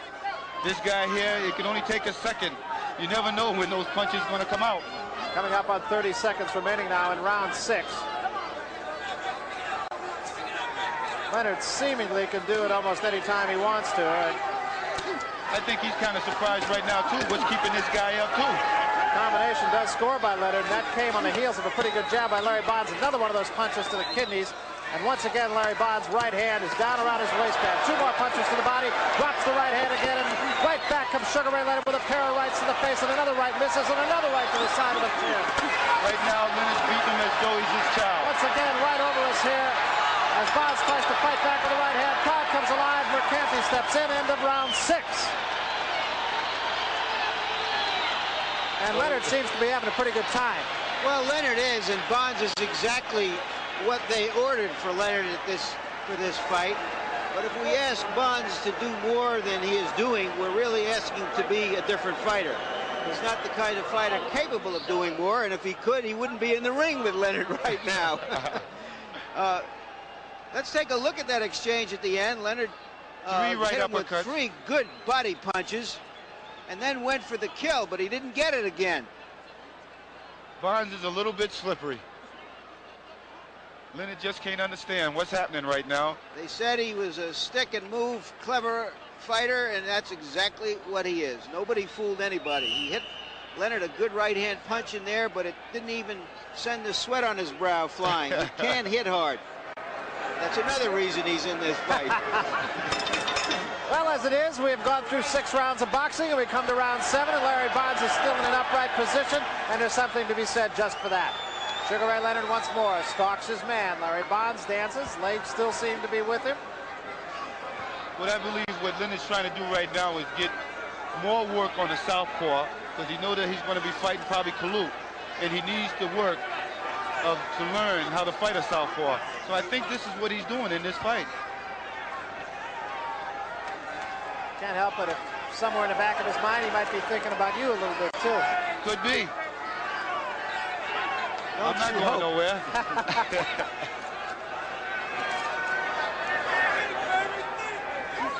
Bonds still flicking that jab out. It is of little effect. And the champion continues to stalk him. But as we mentioned, there's something to be said for the mere fact that Larry Bonds is still in a standing position. And again, a left hand scores briskly on Larry Bonds. Again, Barry, Leonard has to be wondering what's keeping this guy up. He's hit him with everything. 2 jabs there, back him into the ropes again. Well, you can see there's not an ounce of fat on Bonds. He's got to be in very good shape in order to take punches like this. And again, he's taken 5 jabs in a row, now 6 jabs in a row, and still he's coming at him.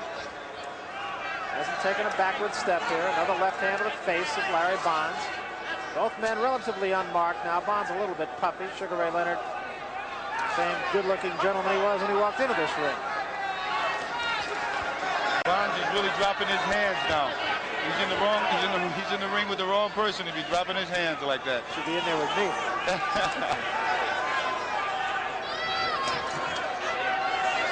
Leonard being very patient right now, just kind of measuring his man, biding his time, waiting for the opening that he needs. Tried to put Bonds away in the last round and couldn't quite do it. Bonds is not cooperating. That's what's happening. He's not at all. We're in the 7th round now. The fight is clearly, there's a right hand, and Bonds bounces off the ropes again. Bonds is looking for a lefty shot. Another left hand to the face of Larry Bonds, just enough to keep him off balance, keep him off of Sugar Ray Leonard. Leonard noticed that his left hand is down. Bonds' left hand is way down, and he's just countering on that.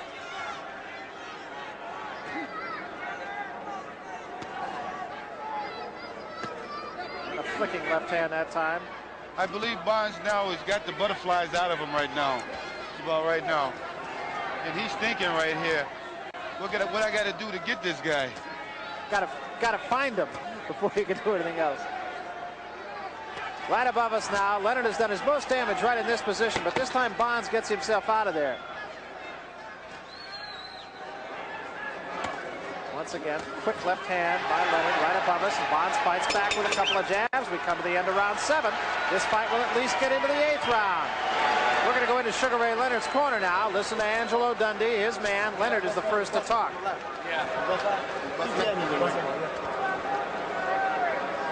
know what you're going to do now? You're going to chase this guy and fight him. Forget everything. Tear him up. Uppercuts, right hands to the kidneys. Fight him. That's all. Fight him. Fight him. That's what I want you to do. Fight him. You'll get him out of there. If you stay in one place for about a half a minute, he'll fall. But tear up the uppercuts when you're doing it. With both hands. You know what I mean, Ray? Both hands. I think you heard just exactly what Angelo Dundee wants this man to do. Hit him with the uppercuts. Go fight him, he said. Fight him. And Ray Leonard said, you want me to fight him? He said, yeah. So let's see now if that's what happens. He also said, Leonard there, he said, you know, he's awkward to fight. Well, right now, I believe that Leonard has to put the pressure on him right now, like Angelo Dundee said, because he make Leonard look bad right now by not even putting this guy away. So let's see if it's an intense Sugar Ray Leonard. Sticks a quick right hand out to start things here. Look for the uppercuts. That's what Angelo Dundee had said. With both hands, he said. But he's got to get close first. And again, Larry Bonds still bouncing up on his toes. Leonard bangs away to the body with about 4 punches. Got a lot of damage to the body of Larry Bonds. And again to the body, just waiting to drop the hands of Bonds. Well, right now, he's still not doing what Angelo told him. Angelo told him to go in and fight this guy. And he's got to put a little bit more pressure on Bonds so that Bonds don't make him look that bad out there. People are wondering now what's keeping Bonds up. Well, Bonds, other than the one time that he did go down, has not really appeared to be seriously hurt. He's been shaken a few times. That was a good jab by Bonds right there. Ray continues to stalk him. Bonds continues to stay up on his toes, so his legs have not gone.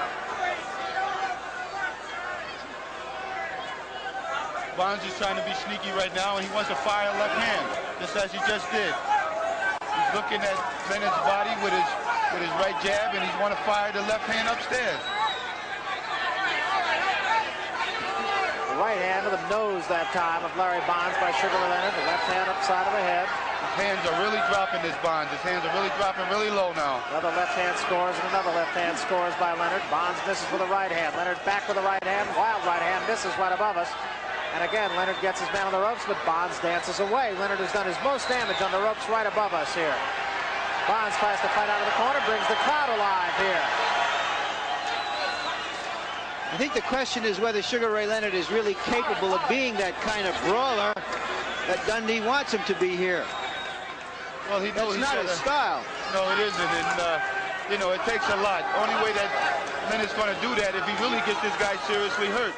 He's not walking up on top of this guy like he was the first couple of rounds. No, he's not actually. A left and a right, right above us again. Bonds tries to spin away and ties Leonard up on the ropes.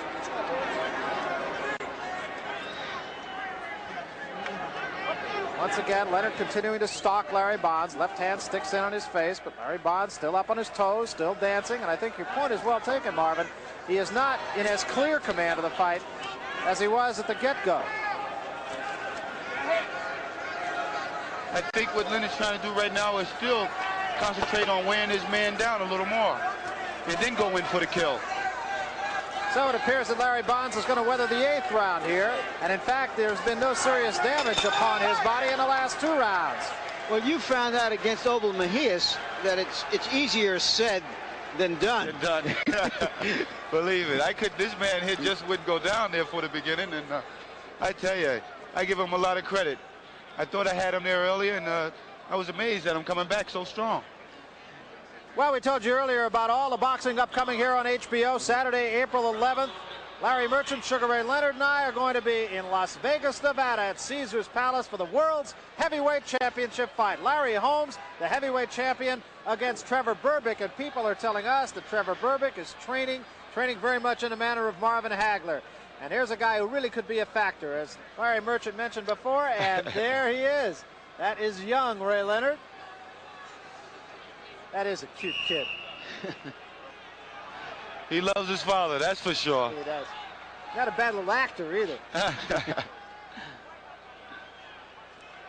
You know, every round that Bonds goes is like money in the bank, because now contenders are going to come out and try to get Bonds and say, well, I knocked them out in 5 rounds or 6 rounds, so I should deserve to fight Sugar Ray Leonard. You're absolutely right. Right now, Leonard's starting to put the pressure on the way how Dundee wanted him to do the last round.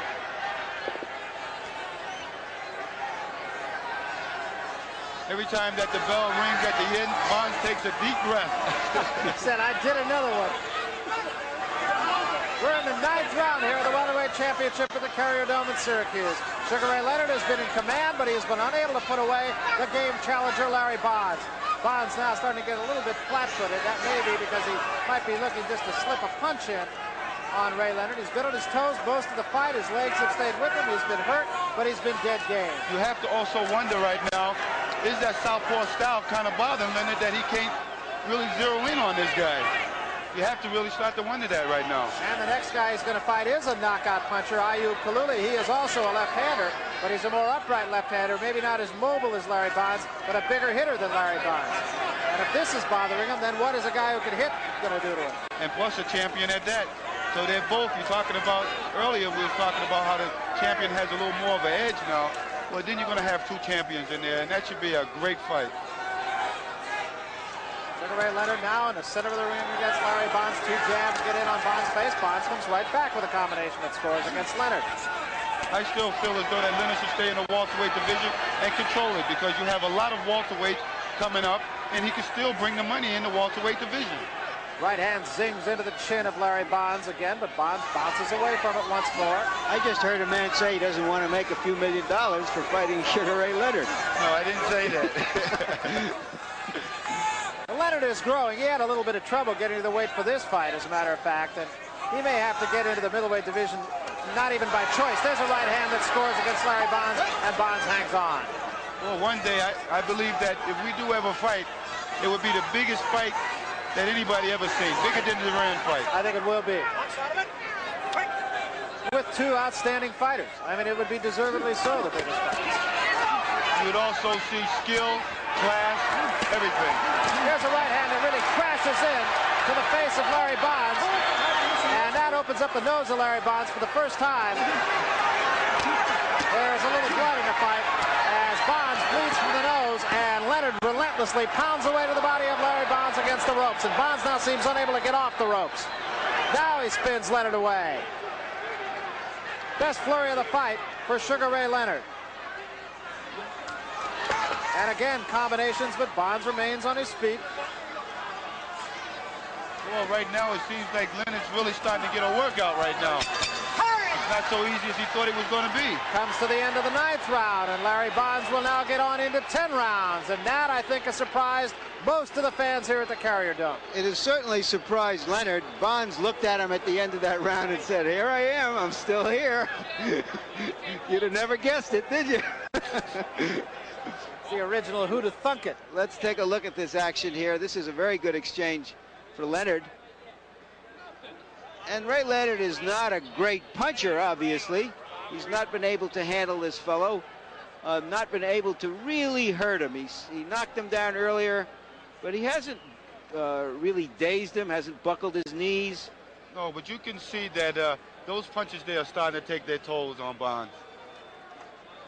Punches to the body have really been telling. Ray has had probably a half a dozen good, solid punches to the kidneys. And we go to round 10.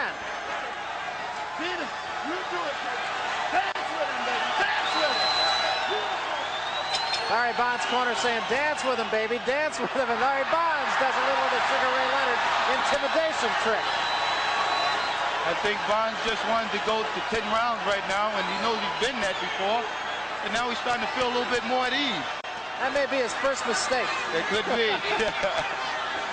Crowd comes alive as Leonard stalks his man. Left hand whistles past the face of Larry Bonds. Bonds with a couple of jabs, tries to slug it out with Leonard in the center of the ring.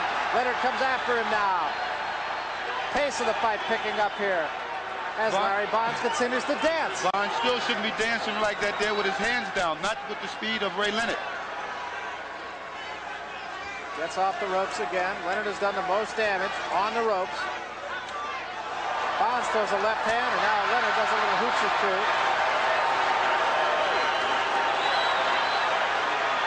Couple of right hands that time by Larry Bonds. Leonard again now gets his man in the corner. Right hand, solid right hand to the jaw of Larry Bonds. Bonds in the corner right above us again. Leonard tries to measure him, slips a right hand. I believe what's going to take a toll on Bond, I believe his face is going to start swelling in a little while. Leonard had his nose bleeding around before, and I believe that his face is going to take a big toll. Maybe puffy around the eyes, and that's kind of hard when you're in there because you can't see. Leonard looking right into the eyes of his man now. Back to the stomach he goes, right to the kidney, or right to the face of Larry Bonds. Bonds goes flat-footed now.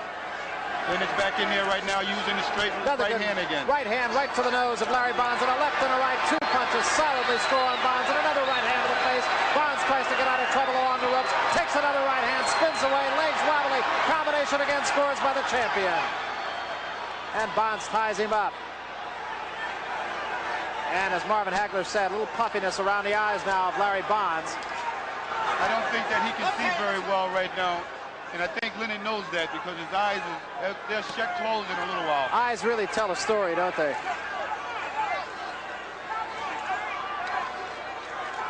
Leonard having it his way, has had it his way most of the fight. The only thing he hasn't been able to do is put his man away. I believe the punch that Leonard should be using more right now is the left hook on the side of that swollen eye. Well, he has Bonds' hands down around his waist. Bonds tries to fight back. Bonds is hurt now. Doubles up in the corner. Combinations. Down goes Bonds. Leonard hands over his head. And I don't know if Bonds is going to get up from this one. I don't think so because it was that belly shot that did it. Right to the solar plexus, and it'll be all Bonds can do to get up. Arthur Mercanti wipes his gloves off, and we will continue. But Bonds is hurt, no question about it. Those you can't shake. Coming up on 15 seconds in a round, Leonard is trying to put his man away, hammering Bonds. Arthur Mercanti jumps in, says, that's it. That's it. The fight is over, and Sugar Ray Leonard retains the championship against the dead game Larry Bonds, and it was the blows to the stomach, Marvin, that really made the difference in the fight. That's what it was. Took all the fight right then, right out of him. And Leonard knew it. He just stood there, and he tried to hang in there with him, but he knew he was outclassed and he was outbeaten. Now let's talk about what the critics are going to say. If you were a critic of this fight, what would you say about the performance of the champion? Well, Leonard looked very good today, and like I said, you can tell that he trained for this fight. No way he took Bonds that lightly. Well, Larry Bonds, I think you have to say, was a dead game competitor. He was unable to really put his man away. Marvin, let's take a look at the last moments of this fight. Good right hand there, good combinations, and down he went. But as you mentioned earlier, it was the blows to the stomach just before that that really put the man in trouble. There it is right there. That was the right to the solar plexus, and those there you can't shake. You just can't catch your breath, and it's the kind of thing that just puts you away almost before the last punch put him away.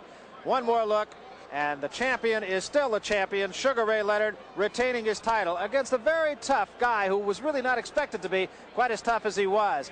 Larry Bonds was never really any kind of an offensive threat right from the opening round.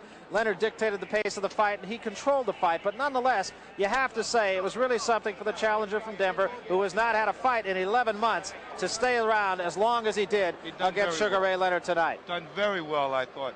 And this man here should be given the credit that he deserved by even getting in there with a guy like Sugar Ray Leonard. And I think it'll not only be a good payday for him, it'll be good for his career, too, because as Larry Merchant said, he's going to start to get fights now. Sure. Well, at least he's $100,000 richer today. Well, he is that. It was a good payday for him. I'm sure more fights are going to come because, as Larry mentioned, it was a point well taken that now other people are going to say, look, it took Sugar Ray Leonard 10 rounds to knock this guy out. I can do it in 5. I can do it in 4. So I think it's going to be good news all the way around for the man, the challenger, Larry Bonds. One more look at the last flurry in the fight. The right hand up to the side of the cheek, but really, it was the blow to the stomach that really made the difference.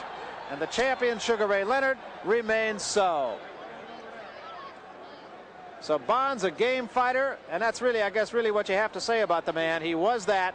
Stayed around a lot longer than he was. I don't know if he had an earlier plane reservation, but Larry Bonds is going to have to stay over because you can't get out of Syracuse on Saturday night. Well, right here, right now, Leonard's catching him with some very good shots here. He's taking his time. He's just putting all his punches together. Now, what do you see Sugar Ray Leonard doing against a guy like Kaluli, who he can't quite throw caution to the wind against a guy like that as much as he could against Larry Bonds? Well, I think that right here, this fight here helped Leonard to try to figure out the southpaw style, but he can't realize, I mean, he can't understand what kept this guy in there that long. It would have to be his southpaw style. Would you have liked to have Sugar Ray Leonard on a night like this? Oh, beautiful. With a crowd like this of 20,000 people, it's got to be great money. Okay, we are just about set to go now to the center of the ring, and ring announcer Dick Tobin for the official announcement. Dick? The time, 2 minutes, 22 seconds of the 10th round. The winner by a knockout, Sugar Ray Leonard. Sugar Ray Leonard. Well, the crowd boos a little bit. I think they might have wanted to see an earlier knockout, but I still think you have to be at least somewhat impressed by Sugar Ray Leonard's performance. He was sharp. He didn't waste punches. He stalked his man. He did everything he could, everything one step short of putting his man away for keeps. Well, the thing is, right now, he got the job done, and that's what counted. That is the bottom line right now. Let's go up to Larry Merchant and the champion, Sugar Ray Leonard.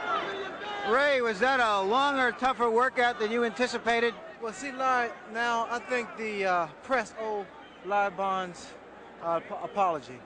I think he put up a tremendous fight. Here, I'm giving a guy a once-in-a-lifetime opportunity to fight for the welterweight championship of the world, and he put up a hell of a fight. Why do you think people are booing at the end? Well, Larry Bonds was a total underdog. I was a heavy favorite.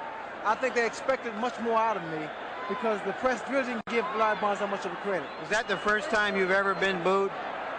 No, I've been booed all my life.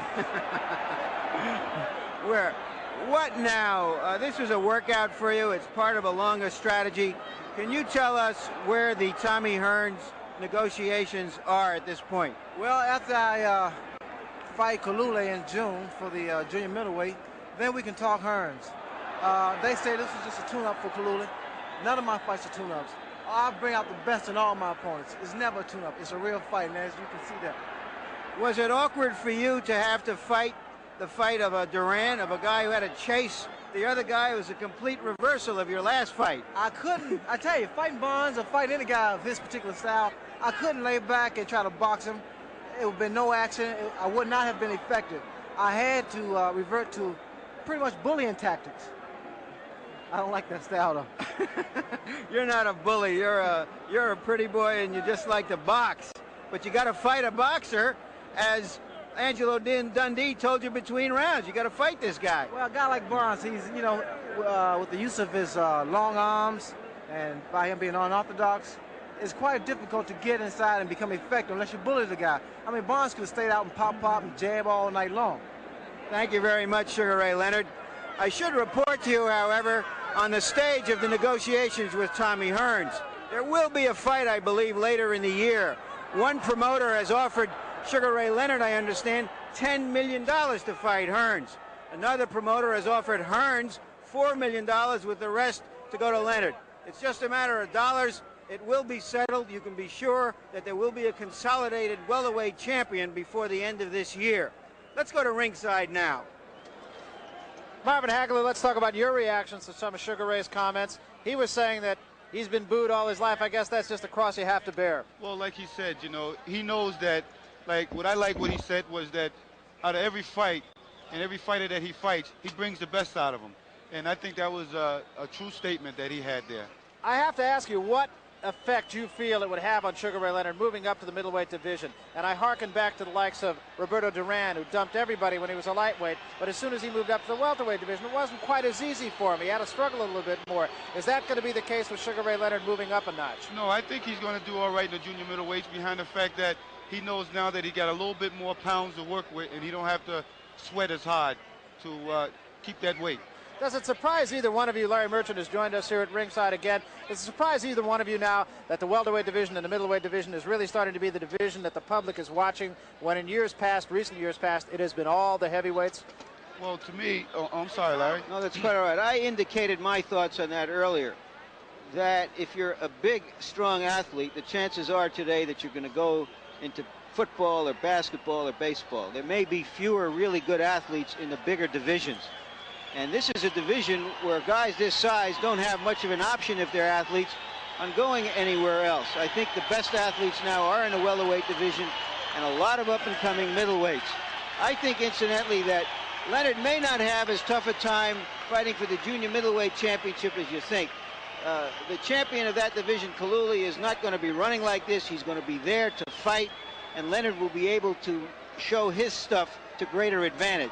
Nobody ever looks good fighting a Larry Bonds. That's why he has difficulty getting fights. Let me ask you, though, and Marvin and I were talking about this while you were up in the ring with Sugar Ray. Kaluli is a guy, though, who can hit, so you would have to think that Ray is going to have a little more respect for him. Well, he's been in with guys who can hit. He just fought 2 fights against the fighter many people regard as the best fighter of the 70s.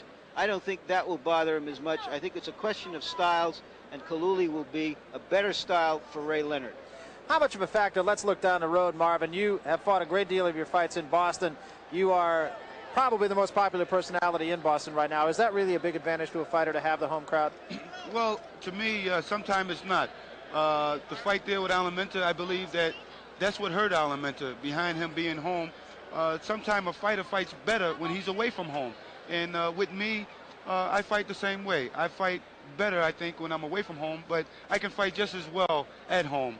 And it's a little bit more pressure when you're in your own backyard, because you really want to press everybody and be out to put a good show on, to thank everybody, in a sense, for coming out. I think there's another thing, and it's a point that you made earlier in the fight, Marvin, and that is everybody has always said one of the keys to Marvin Hagler's success is how well he trains. And I think we got a good indication tonight that Sugar Ray Leonard did the same thing, because this was a fight that everybody said, well, it's easy for him to slough off, and yet, obviously, it became obvious that he trained well for this fight. The difference in champions and others, we've seen Sugar Ray Leonard fight a lot of fights. I don't think I've ever seen a fight Sugar Ray Leonard was in, including Duran, in which he didn't try to dominate almost every minute of the fight.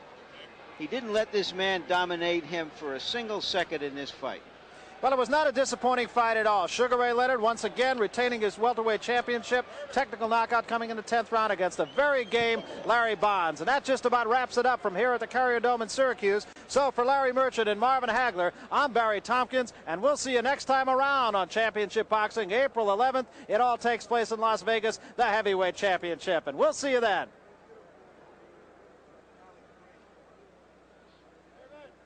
So be sure and tune in 2 weeks from tonight. Another night of World Championship Boxing. As we mentioned, Larry Holmes, the WBC heavyweight champion of the world, defending his crown against Canadian heavyweight champion Trevor Berbick. That is live Saturday, April 11th, 10 o'clock Eastern, 9 Central, 7 o'clock Pacific.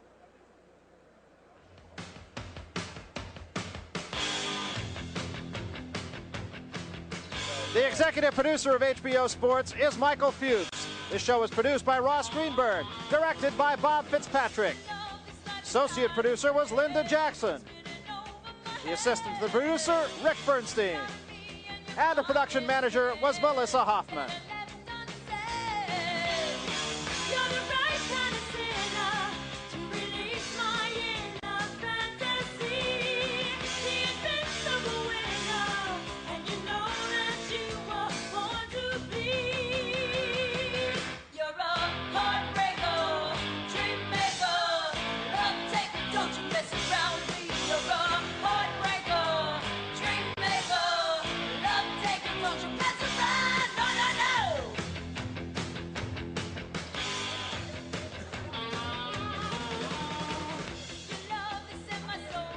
This has been a presentation of HBO Sports, the network of champions.